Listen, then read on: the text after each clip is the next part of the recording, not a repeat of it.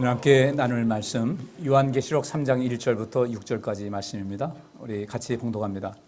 사대교회의 사자에게 편지하기를 하나님의 일곱 영과 일곱 별을 가진 이가 가라사대 내가 네 행위를 아노니 내가 살았다 하는 이름은 가졌으나 죽은 자로다.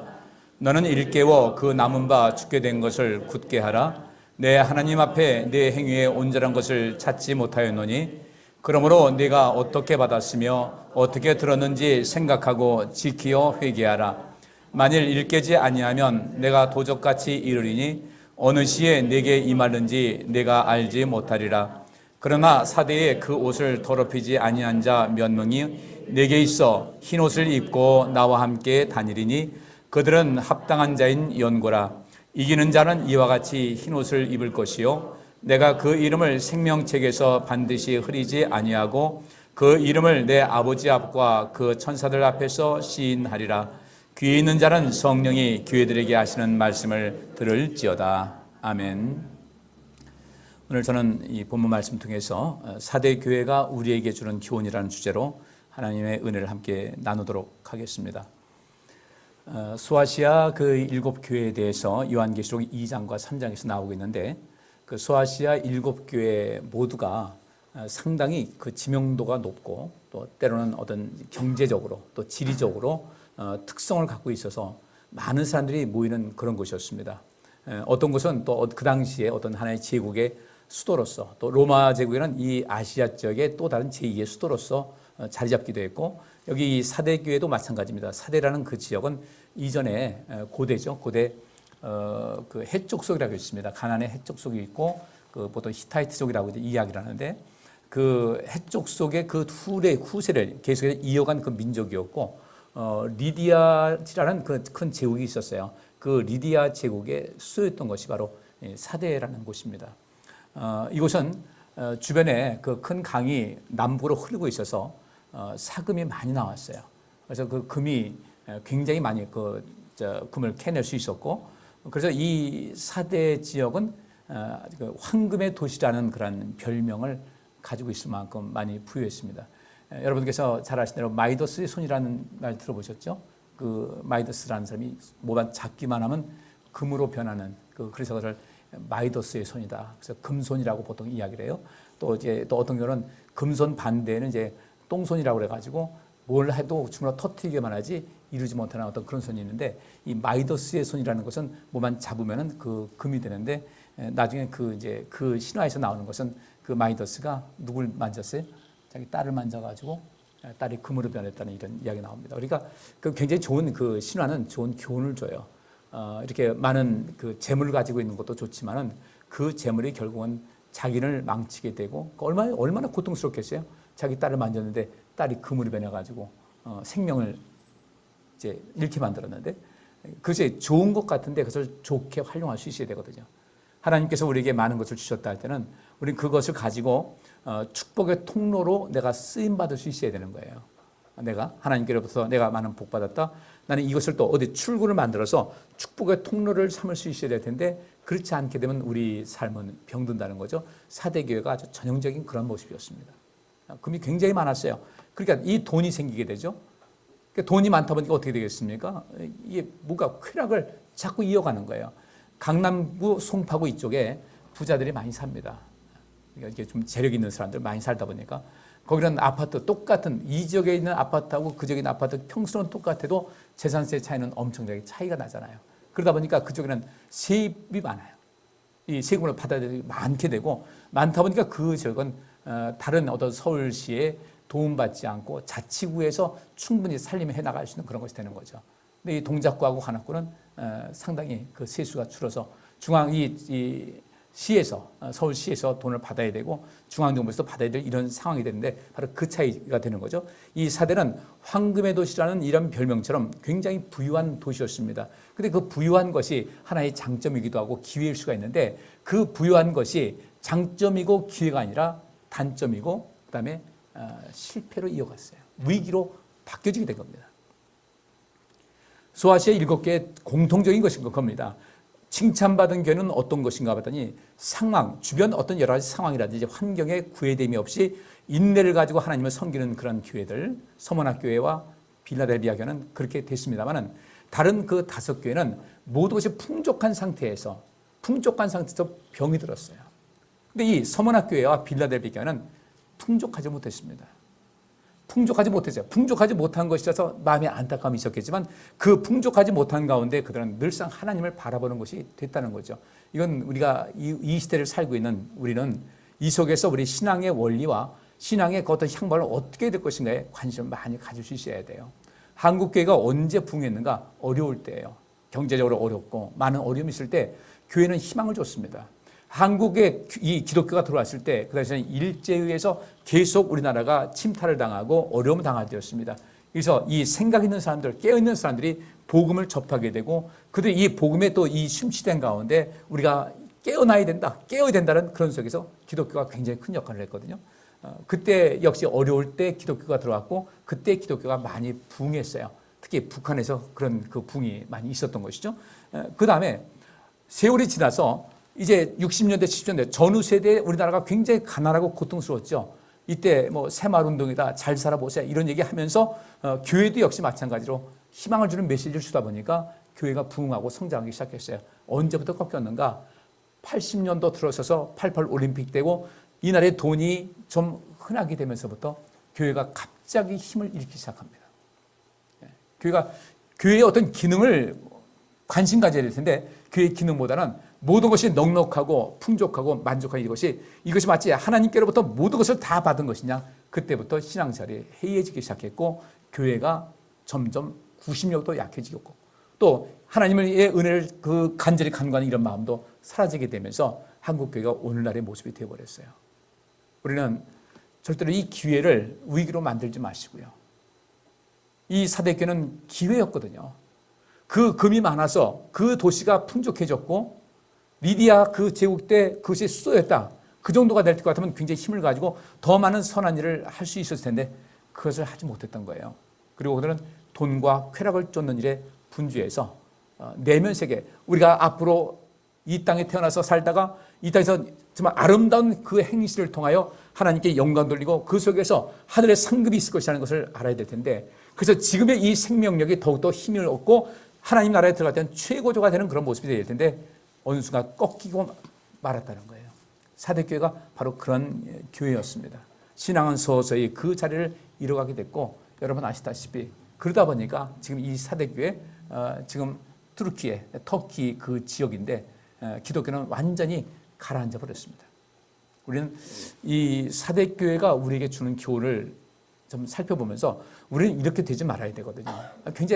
굉장히 그 어떤 저주에 가까운 그런 말씀이 오늘 이어지고 있는데 자 1절 말씀 보니까 이렇게 되어 있죠.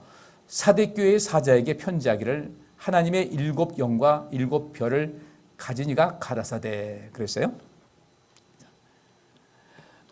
1절 근데 7 영과 7 별이다. 7 영이라는 것은 마찬가지죠. 7 교회에 관한 그런 것입니다. 성령께서 주장하신 그런 역사가 있고 7 별이라는 것은 요한계시록 1장 20절 보니까 내 손에 있는 7 별과 7 금촛대의 비밀을 일러주겠다. 7 별은 7 교회의 지도자들이요 7 촛대는 7 교회다라고 말씀하고 있어요. 그러면 하나님의 7 영과 7 별을 가진 이가 가라사대 사대교회 사자에게 편지하는 겁니다. 사대교회 지도자들이에요. 그래서 우리는 이 민족적으로 볼 때 교회는 이 세상 우리나라 대한민국이라는 것에서 교회는 지도자 역할을 해야 돼요. 왜냐하면 생명과 생명력을 주는 이 세상을 구원하는 그런 사명 가졌기 때문에 교회는 반드시 이 나라의 지도자급에 있어야 됩니다. 일제시대 때 한국교회가 한국 사회 전체를 지배하는 그들에게 좋은 영향력을 주는 그런 모습이었어요. 근데 지금은 어떻게 됩니까? 기독교를 개독교라고 이야기를 합니다. 왜 그럴까? 물론 이단들 많이 그렇게 활동하면서 그렇게 됐지만 왜 우리는 이단들이 그랬다 할 것이 아니라 왜 이단들이 이렇게 우리나라에서 한국교회를 휩쓸고 이 세상을 복잡하게 만드는가? 교회가 기능하지 못했기 때문에 이런 이 이단들이 많이 나오게 되는 거예요. 구원파가 한동안 난리치더니 결국 그 구원파는 오대양 사건으로 인해서 아주 철저하게 그 비윤리적인 그런 집단으로 매도가 돼서 지금은 다 가라앉았습니다. 신천지 역시 마찬가지죠. 왜 그럴까? 교회가 기능하지 못하니까 이런 이단들이 나와서 이렇게 세상을 어지럽게 만드는 거예요. 그러면 이 교회는 그리스도인들은 이 시대에 그 지도자의 역할을 해야 되고 이 세상을 살리는 이 빛과 소금 역할을 감당할 수 있어야 텐데 그것을 하기 위해서는 이 교회 마찬가지. 교회가 그 일을 한다면 우리 교회, 우리 한국에 있는 모든 교회들이 교회 내에서 더욱더 모든 것을 강화시키고 힘을 얻어서 성령의 도우심 가운데 성도인들 한 사람 한 사람이 힘을 얻어야 세상에 영향을 줄 수 있는 것이거든요. 그런데 이제는 교회마저도 세상의 풍파에 몰려와서 지금 이 사대교회 모습이 한국교회와 너무 밀접하게 적응이 되는 그런 상태에 있다는 겁니다. 신앙도 이 신앙 가장 기본적인 훈련이 됐어야 될 텐데 신앙 훈련이 안 되고 우리나라 이 한국 기독교 들어오면서 다 잘 사는 것, 물질적인 풍요로움 이런 모든 거 하다 보니까 거기 딱 차니까 이제 됐다고 생각하는 거예요. 신앙인으로서 안전의식도 없고 일반 이 세상 살아가면서 이 세상적인 것에 안전의식도 없습니다. 매사에 조심해야 되거든요. 운전하면 운전하는 사람으로서 조심해야 되고 내가 이 보행자는 보행자로서 조심해야 되고 한 번 더 좌우 살펴야 되는데 어린아이들은 보세요. 길 건널 때 손 번쩍 듭니다. 걔네들은요. 손만 들면 다 서줄 것으로 믿는 거예요. 근데 어린아이 손 든다고 차 서줍니까? 안 서주지. 이 상황 속에서 우리는 어떻게 인생을 살아가야 될 것인가. 분명히 우리는 이 땅에 살고 죽는 것으로 끝나는 것이 아니라 영원한 세계가 있는데 그 영원한 세계에 딱 갈 길은 두 군데밖에 없다는 거예요. 가톨릭에서는 연옥이라는 것이 있다고 합니다. 한 번 더 거기서 마지막 기회를 주는 것이 있다고 그러는데 제가 볼 때는요. 만약에 연옥이 있다 할지라도 안 된 사람은요. 안 됩니다. 예수님께서 부자와 나사로를 그 비유를 들어서 말씀하셨죠. 그때 그 부자가 고통당하면서 뭐라고 합니까?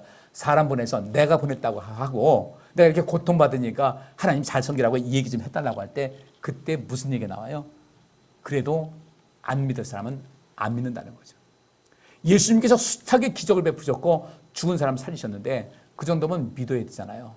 예수님께서 나사로를 살리셨잖아요. 나사로를 살렸으면 적어도 그 나사로가 죽은 자, 나사로가 나흘 만에 살아나는 것이면 다 믿어야 되잖아요. 근데 예수님께서 나사로를 살리셨을 때 예수님 시기하는 사람들은요. 저 예수를 얼른 죽여야 우리 좀 삶이 좀 편안할 텐데 예수님 죽이려고 더 난리치고 그다음에 또 누구까지 죽이려고 합니까? 나사로까지 죽이려고 그러는 거예요. 그러니까 우리가 깨어있는 것이 얼마나 중요한지 몰라요. 오늘 이 시간 여러분들 하나님 말씀 들을 때 이 말씀을 귀로만 듣지 마시고 하나님 말씀을 마음으로 들을 수 있기를 바랍니다. 솔로몬이 하나님께 기도하기를 하나님 내가 하나님 말씀을 들을 수 있는 마음을 달라고 그랬는데 마음으로 듣지 않게 되면요. 우리 여기서 암만 좋은 이야기 생명의 말씀 들어도 의미가 없다는 거예요. 여기서 이 사대교회에 주께서 하신 말씀입니다. 내가 내 행위를 안다 그랬어요. 행위를 안다. 내가 살았다는 이름은 가졌으나 죽은 자로다. 자, 우리가 처음에 구원받을 때 은혜로 받습니까? 행위로 받습니까? 은혜로 받죠? 이걸 우리가 이렇게 하면 이해가 쉽겠어요? 어린아이가 태어났습니다. 태어나면 이 아이는 정말 절대적인 부모님의 은혜로 성장을 합니다. 혼자서 살 수가 없어요. 혼자서 절대로 살 수가 없어요. 그래서 그 아이들은 뭐든지 생존하고 싶은 그런 마음, 생존 본능이 있어야 되고 생존해야 되겠다는 그런 간절한 열망이 있으면 살아가는 것인데 우리 마찬가지입니다. 우리가 죽으면 죽는 것으로 끝나는 것이 아니에요. 영원한 세계에 들어갑니다. 딱 두 군데예요. 영생이냐 영벌이냐 이 두 군데인데 여기 내 행위를 안다는 거예요. 우리가 태어나서 부모님께로부터 사랑받습니다. 부모님에 의해서 이렇게 매일 먹여주시고 채워주시고 하면서 그 아이는 아무것도 할 수 없는데도 불구하고 그렇게 하면서 성년이 됩니다. 미성년자, 아직 성인이 안 됐다는 거예요. 19세 되면 성인으로서 이제 모든 자기에게 주어집니다. 혼자 이제 담배도 살 수 있고 술도 살 수 있고 이제 그때부터는 자기가 자기 인생을 이제부터 본격적으로 책임을 져야 돼요. 그런데 14세 미만은 촉법소년입니다. 이 아이들은 형사사건을 벌여도 형사적인 어떤 것을 벌여도 특별한 경우가 아니게 되면 이 아이들은 형사처벌을 하지 못하게 돼요. 대신 그 부모들이 친권자이기 때문에 그 부모들이 여기 대해서 민사상 책임을 다 져야 되는 것이죠. 이렇게 부모님의 보살핌 속에서 자랍니다. 그러면 이 아이가 자라서 이 어린아이가 태어나서 자라가지고 그때는 부모님의 보살핌과 이 모든 속에서 다 받다가 이제 성인 되면 본격적으로 자기가 책임을 져야 돼요. 부모님께 효도도 할 수 있어야 되고 이 믿음의 그 과정도 마찬가지입니다. 우리가 구원받는 거 하나님의 은혜로 우리가 구원받습니다. 우리 많이 부족해요. 아니 2살짜리가 대소변 못 가린다고 해서 매 맞을 일은 아니에요. 그때는 용납이 됩니다. 우리는 처음에 하나님을 믿게 됐을 때 주님 앞에 나왔습니다. 나왔는데 하나님 믿겠다고 했어요. 이때는 모든 것이 면책 특권이 있어요. 아직은 부족해도 면책 특권이 있어요. 그러다 이제 어느 때가 돼서 이제는 성인이 됐다. 우리 보통 이 육신 나이를 보면 19세와 같이 믿음 생활에서 어느 정도 이때는 성인이 됐다. 이제는 혼자서 모든 것을 책임져야 될 때가 됐다고 한다면 그때부터는 우리 하나님께서 우리의 뭘 보시겠습니까? 우리의 행위를 보시는 거예요. 그것이 바로 하나님의 은혜를 받는 거죠. 부모님에 의해서 이렇게 보살핌받고 성장했으면 그 다음에 부모님의 은혜에 보답할 양 이런 인생 멋있게 살아가야 되는 거죠. 그것이 자녀로서의 도리인 거예요. 그래야 부모님 마음에 기쁨을 주는 거예요. 하나님 믿는 것도 마찬가지입니다. 처음에 우리가 미숙한 그런 단계에 있었지만 여전히 하나님께서는 도우시고 살피시고 이렇게 합니다. 여러분 아시다시피 이스라엘 백성들 광야에서 이 애굽에서 나왔습니다. 처음에 고기를 먹고 싶어가지고 하나님께 막 원망합니다. 왜 고기가 먹고 싶은데 우리 애굽에 있을 때 가끔 고기도 먹었는데 왜 안 주냐 그랬어요. 그랬더니 하나님께서 그들에게 메추라기 떼를 보내서 고기를 먹게 하셨어요. 그러면 그들이 한 번 경험했으면 다음에 또 고기가 먹고 싶으면 하나님 그때 그렇게 하신 것 같이 우리 도와주세요 하면 되잖아요. 근데 그 다음에 율법을 받았습니다. 출발했습니다. 그 다음에 고기가 먹고 싶으니까 또 똑같이 하나님께 원망하는데 하나님께서는 그들에게 다시 메추라기 떼를 보내서 고기를 먹게 하셨어요. 그리고 그들이 아우 잘 먹었다라고 할 그때쯤 하나님의 심판이 임해가지고 원망한 사람들은요 그때 다 죽었습니다.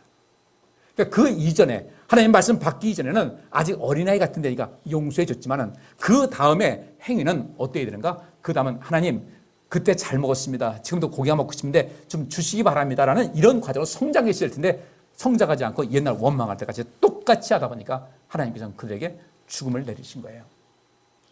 내 행위를 안다. 이미 이 사대교회는 하나님의 은혜를 안 사람들입니다. 하나님의 은혜를 알았으면 그 다음에는 행위로서 하나님께 영광을 돌릴 수가 있어야 되는 거예요. 우리가 하나님의 은혜로 믿음으로 구원받았지만 그 구원받은 것에 확신되는 것이 무엇이냐면 그 행위로서 내가 완생을 하게 되는 거예요. 처음에는 미생입니다. 일단 주 앞에 나옵니다. 아직까지 어린아이야. 성인이 아니에요. 성인이 돼가지고 모든 것을 분별할 수 있을 때 그때 모든 것을 판단하고자 주님께서 일단은 아마 제 생각에는 후보자로 두었다가 넘어가는데 영원히 후보자로 돼가지고 본선에 들어가지 못하는 사람들이 많이 있을 것이다. 그래서 내가 내 행위를 안다는 것은 무엇이겠습니까? 그 행위가 살았다는 이름은 가졌으나 죽은 자라는 거예요. 행위가 온전해야 되는데 그리스도인이라고 하는 모습은 있어요. 살았다는 이름은 있습니다. 살아있습니다. 근데 여기서 가졌으나 죽은 자라고 이렇게 이야기를 해요. 그러면 이 죽는다는 것이 뭐겠어요? 죽었다는 것은요. 단순하게 금방 쓰러져 죽을 것이 아니라 여기 누가복음 20장에 보면 이런 말씀이 있어요.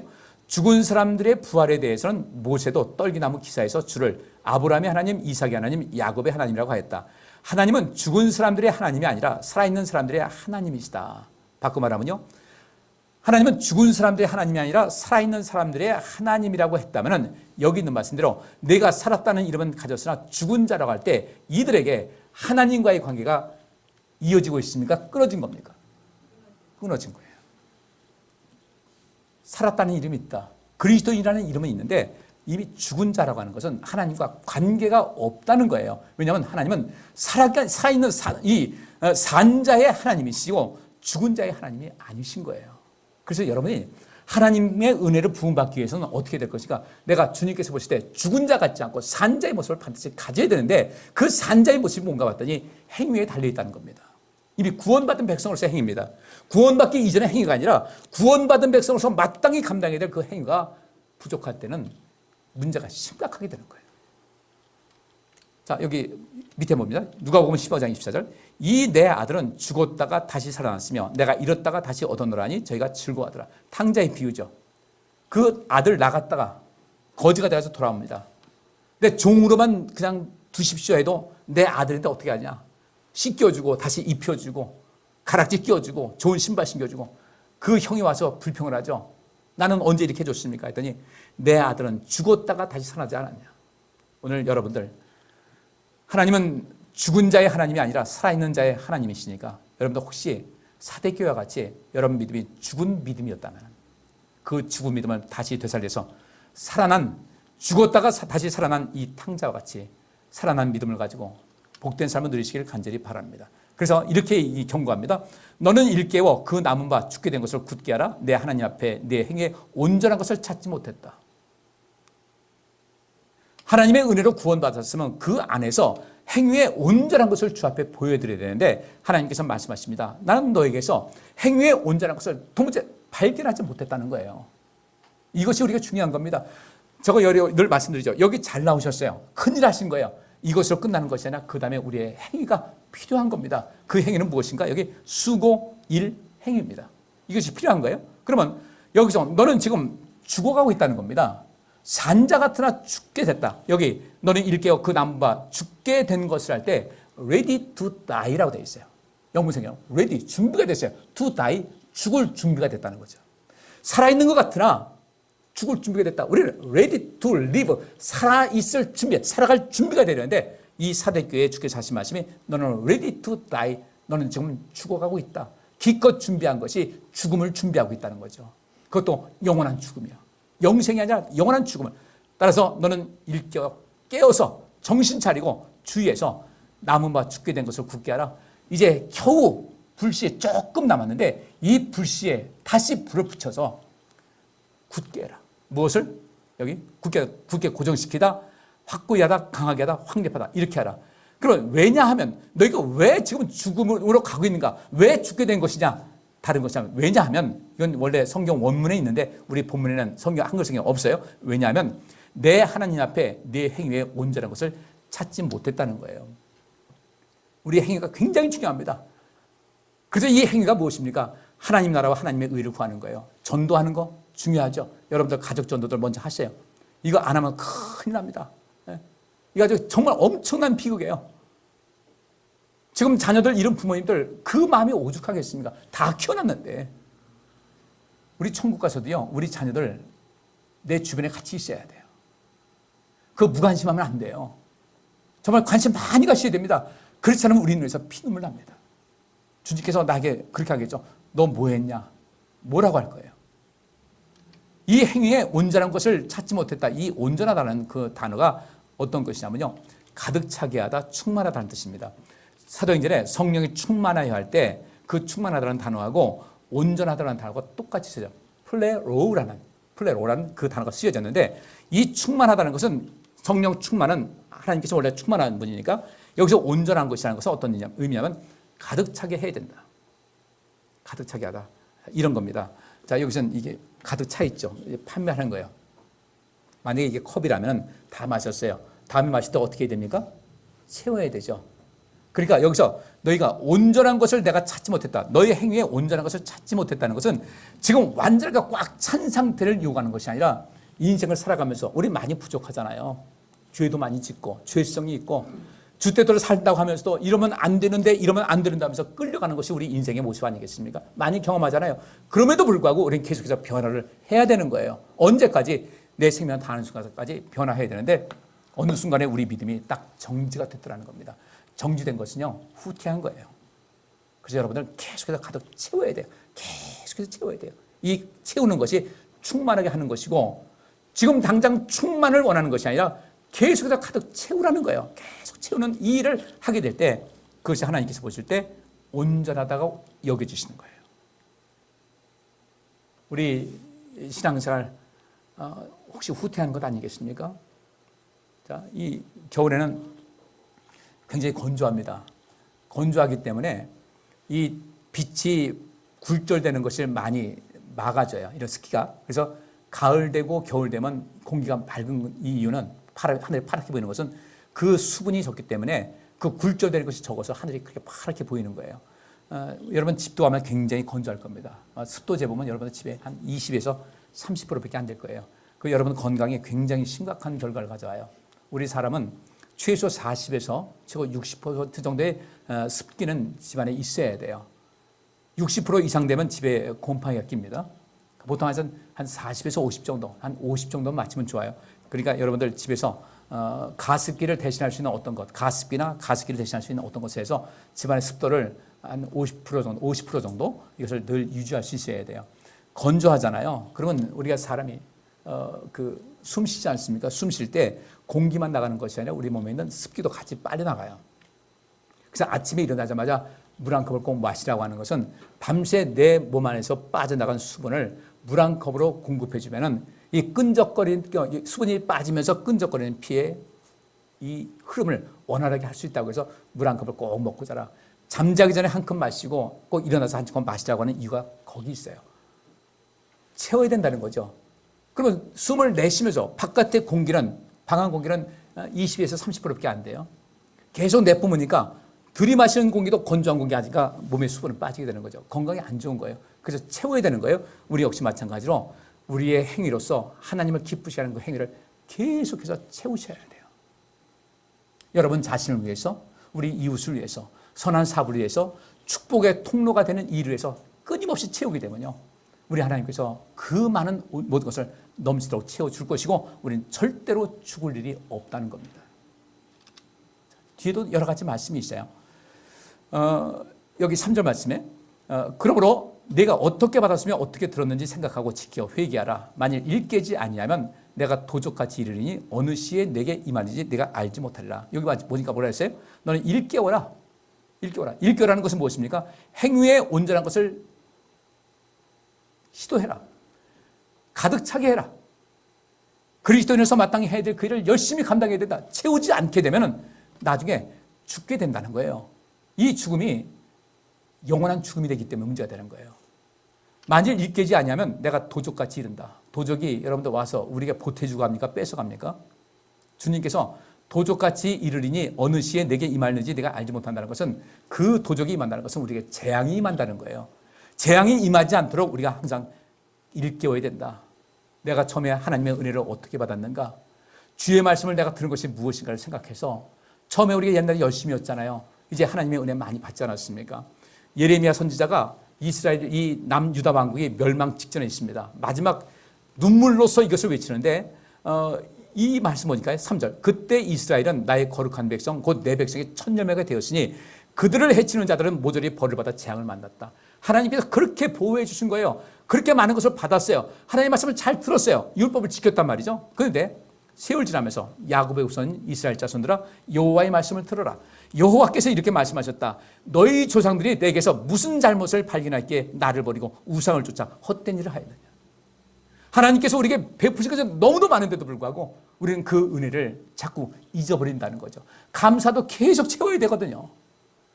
근데 옛날에 한번 받았던 거 그거 하고 감사를 안 채우는 거예요. 감사는, 진정한 감사는 무엇인가?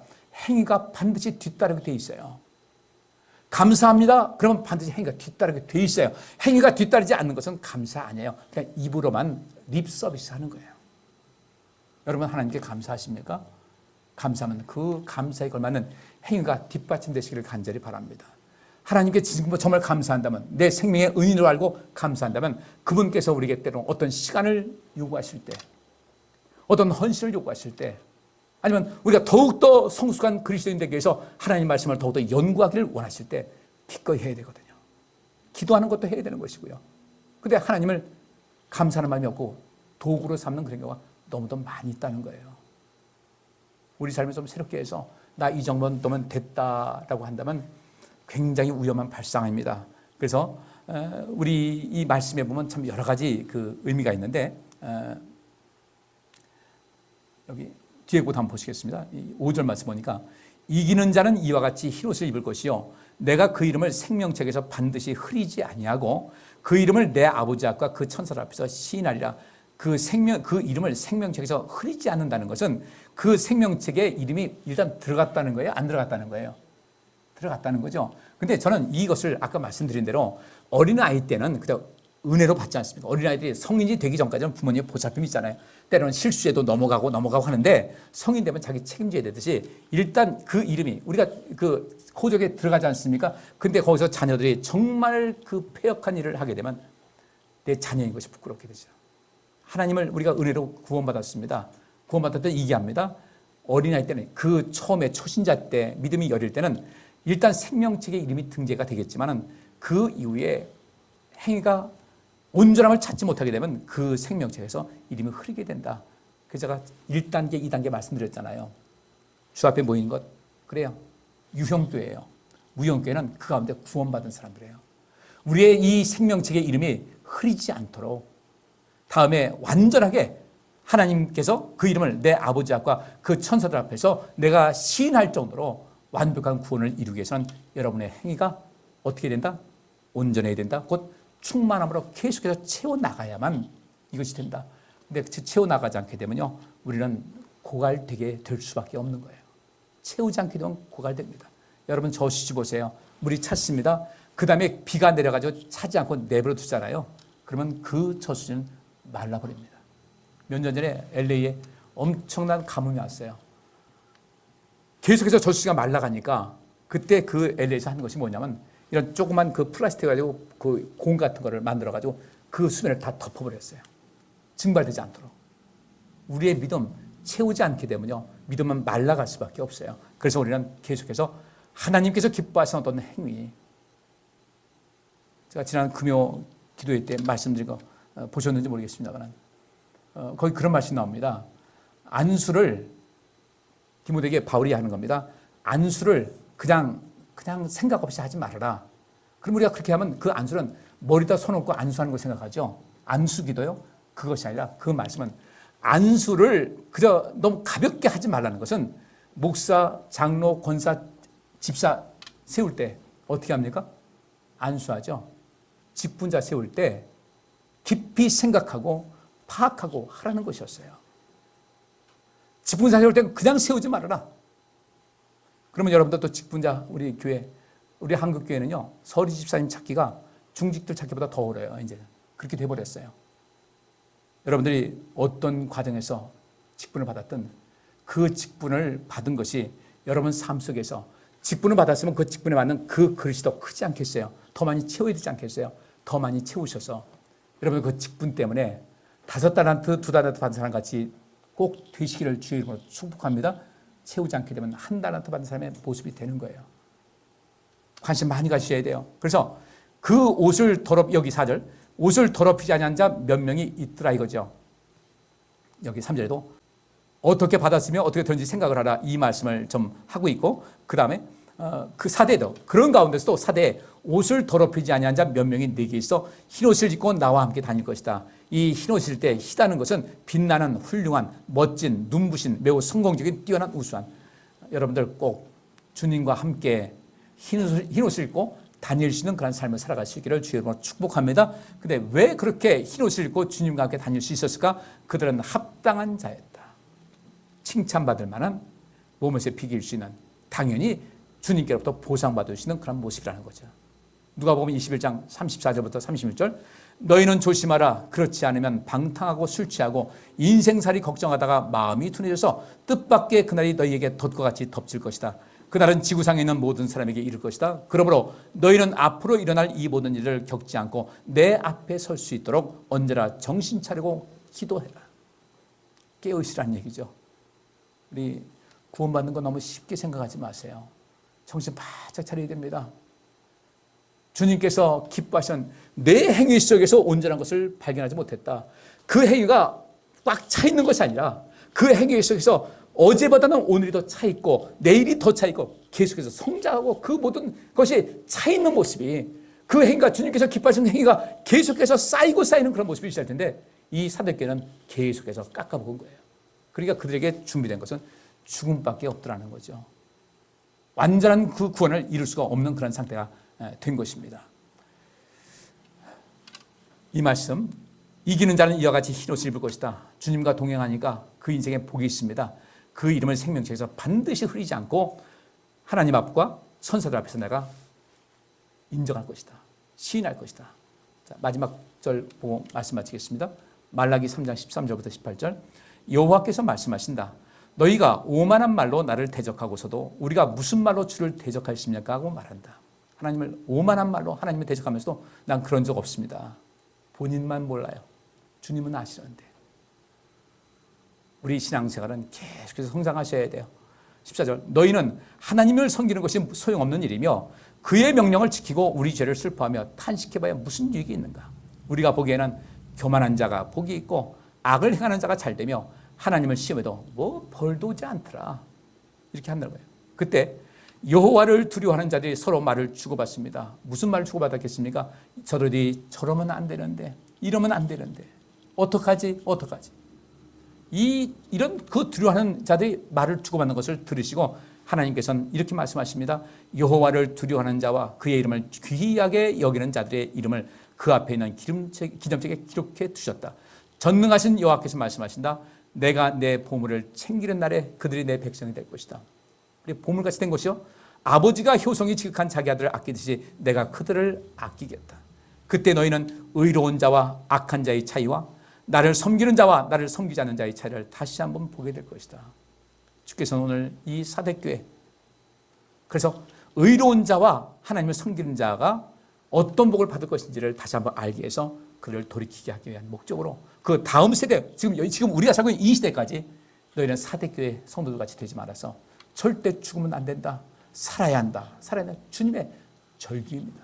안타까운 호소인데 이 말씀 마음에 새기셔서 하나님께서 보실 때 여러분들 하나님께서 인정하실 만한 행위의 온전함을 주님께서 발견할 수 있도록 여러분 삶에 새로운 삶이 펼쳐질 수 있기를 간절히 바랍니다. 계속 채우세요. 여러분의 행위를 통해서 계속해서 채우세요. 축복의 통로로서 채우세요. 전도로서 채우세요. 기도로서 채우세요. 여러분 자신도 성장시키면서 주변 사람들을 사랑하는 마음으로 그들을 돌보셔서 주님께서 오실 때 아름다운 행위가 계속해서 차오르는 그런 인생의 사심을 통하여 여러분에게는 영원한 생명과 그 상급이 예비될 수 있기를 주의 이름으로 축복합니다. 기도합니다. 하나님 감사합니다.